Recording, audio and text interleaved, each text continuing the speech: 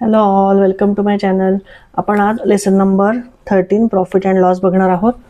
तर इथे बघा बुकमध्ये जे दिलं आहे प्रॉफिट अँड लॉसचं ते मी एक्सप्लेन करते आणि मग आपण प्रॅक्टिस सेट 31 सॉल्व करायला घेऊ. ठीक आहे. इथे बघा काय सांगितलं आहे, details of Pranav shopping for his stall. म्हणजे इथे 2 जणांनी स्टॉल लावले. ठीक आहे, प्रणव आणि सरिता. तर दोघांचं प्रॉफिट किती झालं आणि लॉस किती झालं ते कसं कळेल. तर इथे बघा ह्यांनी व्हेजिटेबल्स आणि हे सगळं ह्यांनी विकत आणलं, म्हणजे ज्या त्याच्या शॉप करता स्टॉल करता त्यांनी ह्या सगळ्या गोष्टी विकत आणल्या. मग ह्याचं कॉस्टिंग आपण काढूयात. बघा इवर इथे 5 + 5 = 10, 10 + 4 = 14. इथे 4 येणार आहे, कॅरी ओव्हरला जाईल 1. त्याच्यानंतर 7 + 1 = 8, 8 + 2 = 10, 10 + 4 = 14, 14 + 1 = 15, + 2 = 17. सो 174 ह्याला काय झालं टोटल खर्च आला एवढा या स्टॉल लावायला. पण इथे खाली काय सांगितलं बघा, आता amount Pranav gain through his sales is 160. म्हणजे त्याला खर्च तर 174 आला, पण त्याला प्रॉफिट म्हणजे टोटल सगळं विकलं गेल्यावर स्टॉलवरच्या गोष्टी त्याला किती पैसे मिळाले 160. म्हणून तो इथे सॅड दिसतोय. का सॅड दिसतोय? कारण त्याला लॉस झाला. किती रुपयाचा लॉस झाला त्याला? 14 रुपीजचा लॉस झाला. पण म्हणजे जेव्हा आपण कुठलाही बिझनेस करतो किंवा स्टॉल लावतो तिथे आपल्याला काय असतं, प्रॉफिट असेल तर आपण खुश होऊ ना, लॉस झाला तर कोण खुश होईल का? नाही.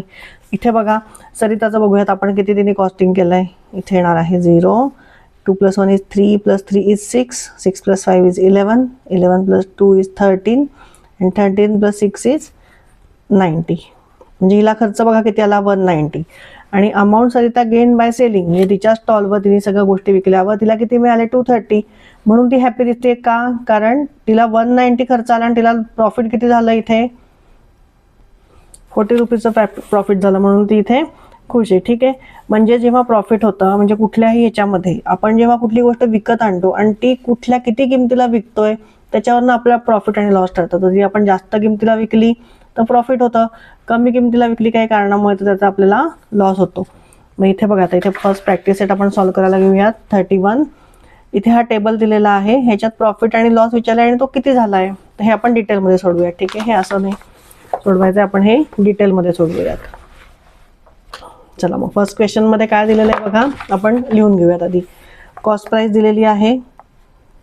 कॉस्ट प्राइस किती दिलेली आहे? Cost price 4500. त्याच्यानंतर सेलिंग प्राइस दिलेली आहे. Selling price is equal to ₹5000. आता इथे बघा कॉस्ट प्राइस म्हणजे काय, जी गोष्ट विकत घेतली आहे, आणि सेलिंग प्राइस काय आहे की ज्या किमतीला ती गोष्ट म्हणजे जे काय वस्तू आहे ती विकलेली आहे. म्हणजे इथे बघा 5000 रुपीज 4500 पेक्षा जास्त आहेत, म्हणजे इथे काय झालंय प्रॉफिट झालंय. मग इथे आपण कसं लिहूया तिथे तुम्हाला कळेल म्हणून, selling price is greater than cost price. बरोबर, सेलिंग प्राइस कॉस्ट प्राइस पेक्षा जास्त आहे म्हणजे काय झालं, देअरफॉर इट इज प्रॉफिट. हे तुम्ही लिहा प्रत्येक वेळेस. ठीक आहे. आता प्रॉफिटचा फॉर्म्युला काय आहे इथे बघा, मी तुम्हाला इथे लिहून देते. इथे प्रॉफिट जेव्हा आपण घेतो तेव्हा प्रॉफिटचा फॉर्म्युला आहे selling price minus cost price. ठीक आहे. आणि जेव्हा लॉस होतो तेव्हा लॉसचा फॉर्म्युला काय असणार आहे, बरोबर एक्झॅक्ट उलटा असणार आहे, cost price minus selling price. ठीक आहे. हे दोन्ही फॉर्म्युले या लेसन करता तुम्ही लक्षात ठेवा. मग आता इथे आपण प्रॉफिटचा फॉर्म्युला काय लिहायचा आहे, profit is equal to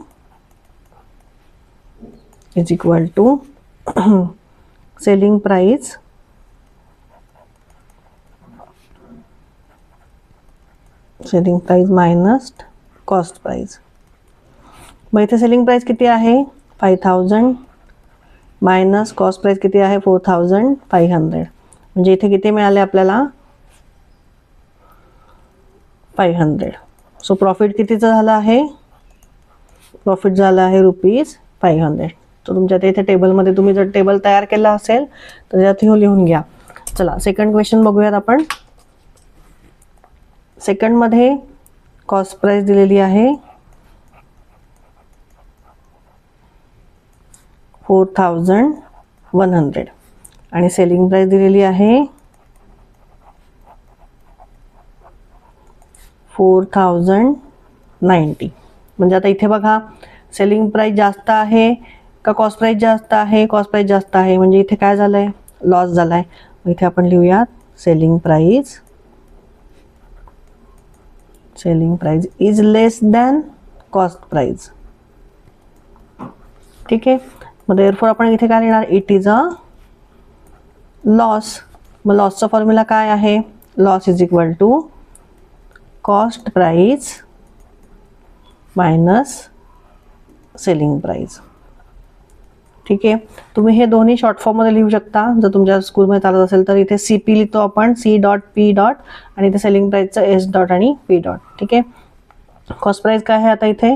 4100 minus 4090. म्हणजे इथे कितीचा डिफरन्स आहे? 10 रुपीजचा. म्हणजे इथे आले ₹10. किती झाला लॉस? ₹10. चला थर्ड बघूयात. थर्डमध्ये कॉस्ट प्राइस किती दिलेली आहे? Cost price is equal to 700 आणि सेलिंग प्राइस आहे 799. Selling price 799. बघा आता इथे काय दिसतंय? सेलिंग प्राइस जास्त आहे कॉस्ट प्राइसपेक्षा. मग आता इथे आपण असं लिहून घेऊ.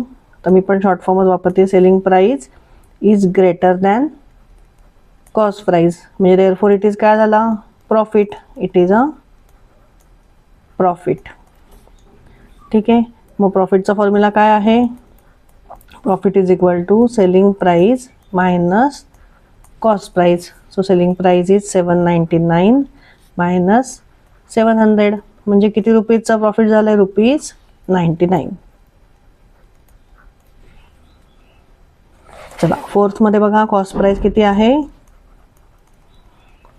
कॉस्ट प्राइस आहे 1000 आणि सेलिंग प्राइस किती आहे? Is equal to 920.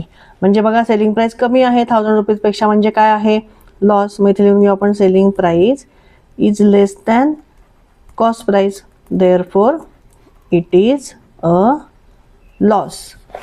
मग लॉसचा फॉर्म्युला लिहून घेऊ. Loss is equal to cost price minus selling price. So cost price आहे 1000 मायनस 920. म्हणजे कितीचा डिफरन्स आहे? ₹80. लॉस किती झाला आहे? ₹80 रुपीजचा इथे लॉस झाला आहे. चला आता नेक्स्ट बघूयात. चला नेक्स्ट क्वेश्चन बघा. A shopkeeper bought a bicycle for ₹3000 and sold the same for ₹3400. How much was his profit? शॉपकीपरने बायसिकल किती रुपीजला आणली? 3000ला. त्यांनी विकली कितीला? 3400ला. म्हणजे त्याला काय झालंय? प्रॉफिटच झालाय. फक्त तो किती झालाय हे विचारलंय. सोपं आहे एकदम. चला सोडूयात आपण. लिहू फक्त इथे वर्ड प्रॉब्लेम आहे, स्टेप बाय स्टेप करायला लागेल म्हणून सगळं लिहून घेऊ. Cost price is equal to ₹3000. त्याच्यानंतर selling price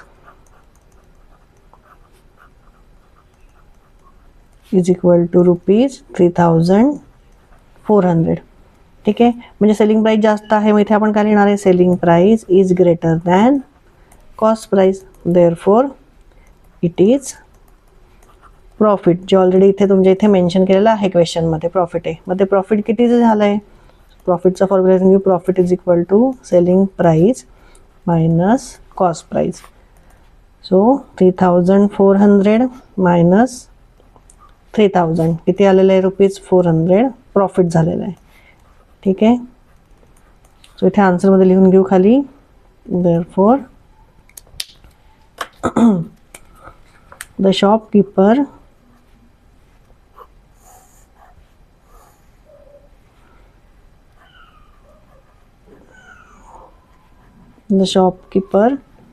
had profit of ₹400. Next बघूया third. Sunandabai bought milk for ₹475. She converted into yogurt and sold it for ₹700. How much profit did she make? Yoghurt म्हणजे काय? तिने दूध आणलं आणि त्याचं दही त्याचं दही केलं. योगर्ट म्हणजे काय? दही. आणि ते विकलं तिने कितीला? 700ला. मग तिला प्रॉफिट झालं का लॉस झालं? म्हणजे इथे प्रॉफिटच झालंय तिला. मग ते किती झालंय ते आपण काढूयात. चला लिहून घेऊ इथे. Cost price is equal to ₹475. त्याच्यानंतर सेलिंग प्राइस किती आहे? Selling price is equal to ₹700. म्हणजे मग आपण इथे काय लिहिणार आता? Selling price is greater than cost price. So therefore it is profit. मग प्रॉफिटचा फॉर्म्युला लिहूयात. Profit is equal to selling price minus cost price. So 700 minus 475. याचा आन्सर किती येत आहे मग? 10 मायनस 5 इज 5. इथे आले 9. 9 मायनस 7 इज 2. इथे आला 6. इथे बॉरो केलेत ना. So 6 minus 4 is 2. म्हणजे 225 तिला किती झालं? प्रॉफिट झालं. चला खाली वर्ड प्रॉब्लेम आहे त्यामुळे वर्डमध्ये आन्सर लिहून घेऊयात.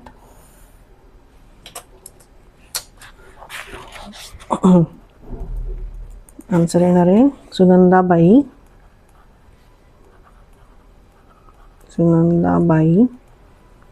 Made a profit of ₹225. Next बघूयात. चला नेक्स्ट क्वेश्चन बघूयात. The Jijamata women's saving group bought raw materials worth ₹15,000 for making chaklis. They sold the chaklis for ₹22,050. How much profit did WSG make? ठीक आहे. म्हणजे इथे बघा कॉस्ट प्राइस आपण लिहून घेऊ. कॉस्ट प्राइस किती आहे? Cost price CP is equal to ₹15,000. म्हणजे हे कॉस्ट प्राइस म्हणजे ही कुठली आहे? जे त्यांनी मटेरियल आणलं सगळं त्याची ही प्राइस आहे. आणि मग त्यांनी त्याच्या चकल्या बनवल्या आणि त्या विकल्या कितीला? टोटल ₹22,050ला. सो ही झाली selling price. So selling price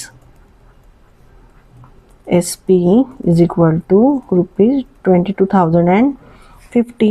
So therefore इथे आपण काय लिहिणार आता? Selling price is greater than cost price. Therefore it is a profit. मग प्रॉफिटचा फॉर्म्युला काय आहे? Therefore profit is equal to selling price minus cost price. म्हणजे 22,050 मायनस 15,000 किती आले बघा इथे? 0, 5, 0. 12 मायनस 5 इज 7. 1 minus 1 is 0. म्हणजे ₹7,050 काय झालं आहे? प्रॉफिट. तुम्हाला अशी हॉरिझॉन्टल सबट्रॅक्शन येत नसेल साईडला तुम्ही जेव्हा एक्झाममध्ये द्याल किंवा जेव्हा तुम्ही स्वतःहून प्रॉब्लेम सोडवाल साईडला करून बघा आणि मग आन्सर लिहा. ठीक आहे. चला इथे फायनल आन्सर लिहून घेऊ आपण. Therefore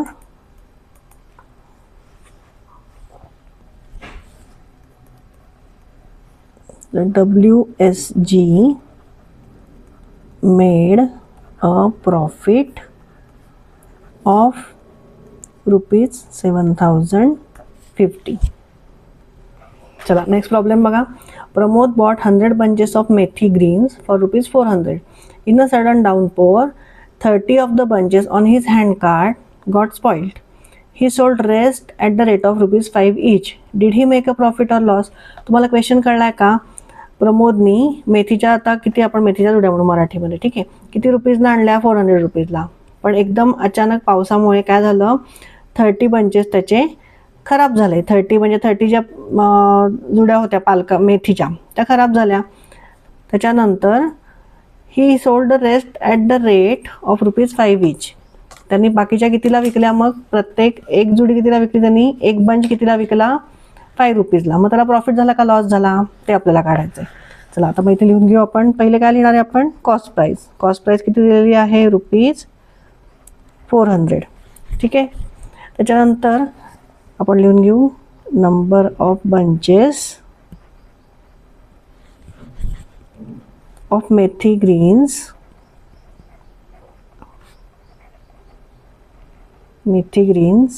spoils. किती झाले ते? 30 बंचेस खराब झाले. उरले किती, number of bunches methi greens left is equal to 100. Total 100 होते ना, सो 100 मायनस 30 इज 70. मग 70 बंचेस उरले. मग त्याने ते कितीला विकले, एक त्यातला बंच त्यांनी 5 रुपीजला विकला. सो ते घेऊ आपण selling price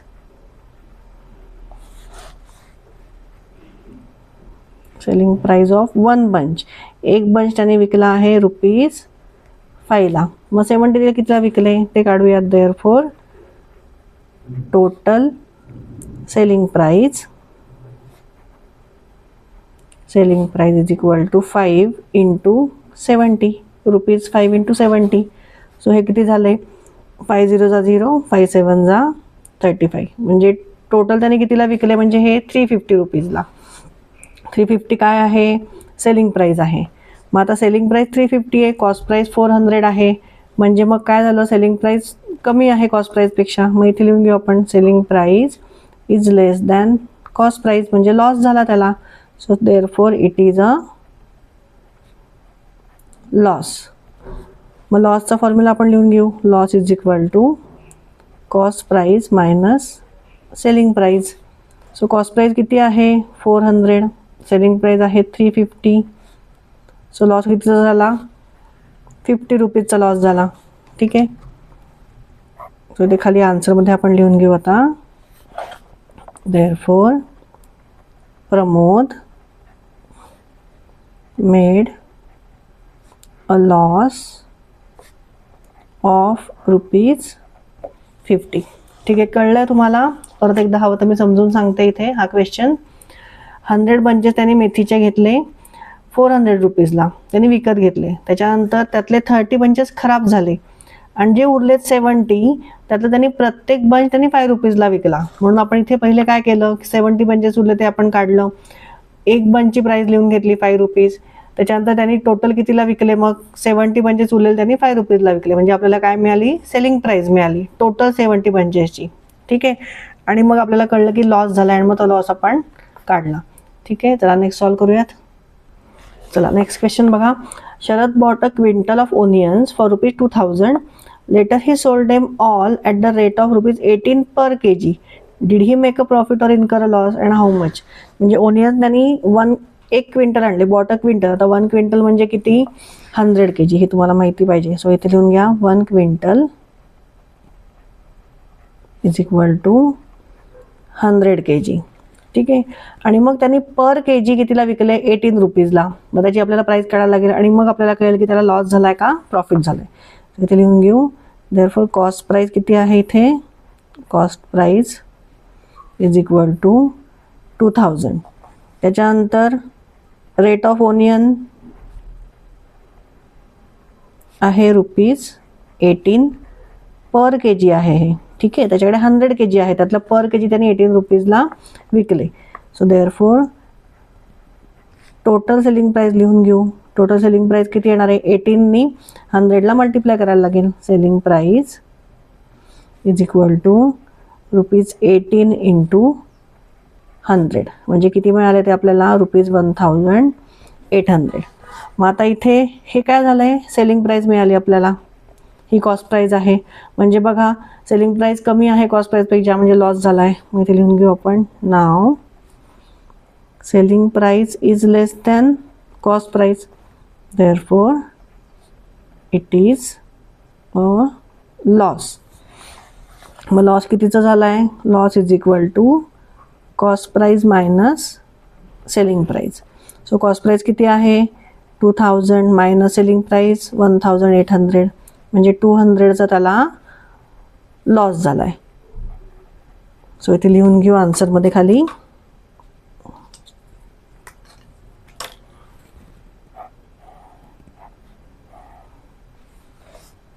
Therefore, Sharad incurred a loss of ₹200. चला लास्ट प्रॉब्लेम सॉल्व करूयात. Kantabai bought 25 sarees from a wholesale merchant for ₹10,000 and sold them all at ₹460 each. How much profit did Kantabai get in this transaction? आता इथे ही cost price आहे, ही selling price आहे का नाही? हे selling price काय आहे? एका साडीची सेलिंग प्राइस आहे. टोटल तिने साड्या किती घेतल्या? 25 साडीज घेतल्या. म्हणजे आपल्याला त्याची आधी प्राइस काढायला लागेल आणि मग आपल्याला कळेल की प्रॉफिट तिला किती झालंय. सो इथे लिहून घेऊयात cost price is equal to ₹10,000. त्याच्यानंतर सेलिंग प्राइस किती आहे? Now selling price of one sari. ठीक आहे, एक साडी तिने कितीला घेतली आहे, विकली? ₹460. ठीक आहे, मग आता सेलिंग प्राइस ऑफ 25 साडीज काढायला लागेल आपल्याला. Therefore selling price of 25 sarees किती आलं? हे काय करायला लागेल आपल्याला? 460 × 25 करायला लागेल. सो हे येतं इथे साईडला करून बघूयात आपण. 460 × 25. 5 0 0, 5 6 30. कॅरी ओव्हरला येणार आहे 3. 5 4 20 + 3 = 23. इथे येणार 0. 2 0 is 0. 2 6 12. Carry ओव्हरला 1. 2 4 8 + 1 is 9. So 0 0. 3 + 2 is 5 and 9 + 2 is 11. म्हणजे तिने टोटल कितीला विकले? सेलिंग प्राइस काय आली आहे? 11,500. सो इथे लिहून घेऊ ₹11,500. ही काय मिळाली आपल्याला? Selling price of 25 sarees. मग आपण आता इथे लिहून घेऊ सेलिंग प्राइस जास्त आहे कॉस्ट प्राइसपेक्षा. Therefore selling price is greater than cost price. Therefore it is a profit. मग इथे लिहून घेऊ profit is equal to selling price minus cost price. So selling price बघा 11,500 मायनस 10,000 म्हणजे किती आले? ₹1,500. तिला काय झालं?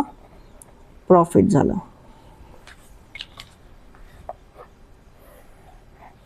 चला इथे खाली आन्सर लिहून घेऊयात. So Kantabai made a profit